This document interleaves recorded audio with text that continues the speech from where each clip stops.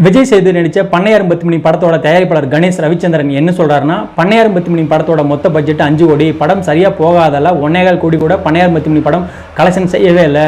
ஒரு வாரத்திலே தேட்டர் விட்டு தூக்கிட்டாங்க. படத்தோட டைரக்டர் நடிகர்னு ஆஹா ஓன்னு மீடியாவுக்கு பேட்டி கொடுத்துட்டு சந்தோஷமாக இருக்காங்க. படத்தோட தயாரிப்பாளரான எனக்கு பணம் வந்ததா என்னன்னு யாருமே கண்டுக்கல. ஒரு தயாரிப்பாளராக படத்துக்கு என்ன செலவு செய்யணுமோ அந்த செலவை நான் யோசிக்காமல் செஞ்சேன். பண்ணையாரும் பத்துமணி படத்தில் நீங்கள் பார்த்த பத்மினி நடிச்சிருந்த காரு படத்துக்காக ஒரே மாதிரி 2 கார் வாங்கணும். எதுக்காகனா ஷூட்டிங்கு தடைப்படக்கூடாதுங்கிறதுக்காக. ஒரு கார் ரிப்பேர் ஆனால் இன்னொரு கார் பயன்படுத்த. 2 காரில் ஒரு காரை தெலுங்கு நடிகர் நானி வாங்கிட்டு போயிட்டார். எதுக்காகனா தெலுங்கில் பண்ணையாரும் பத்துமணி படம் ரிலீஸ் ஆனதால் இன்னொரு கார் ரிப்பேர் ஆனதால் அந்த காரை சரி செய்து எடுக்கக்கூட காசு இல்லை. அந்தளவுக்கு லாஸ் பண்ணையாரும் பத்துமணி படம். பண்ணையாரும் பத்துமணி படம் நல்ல படம், அதில் எந்த மாற்று கருத்தும் இல்லை. ஆனால் படம் வசூல் ரீதியாக பெரிய வெற்றி பெறல.